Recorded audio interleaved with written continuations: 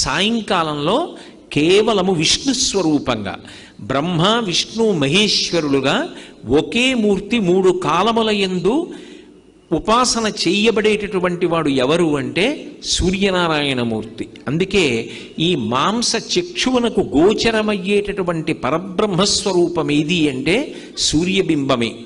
సూర్యబింబం కర్మసాక్షి, సమస్తమైనటువంటి కర్మలకి కూడా ఆయన సాక్షిగా ఉంటాడు.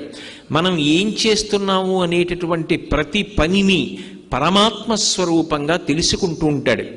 ఒక దీపం ఉందనుకోండి, అది కేవలం కాంతినివ్వగలదు, కానీ సూర్యబింబంలోంచి వచ్చేటటువంటి కిరణములు అలా కేవలముగా కాంతినివ్వడం కాదు, దాని యందు ఒక విశేషమైనటువంటి శక్తి ఉంటుంది. ఆ శక్తిని ఋషులు గమనించారు. అది ఏ శక్తి అంటే అది లోపల ఉండే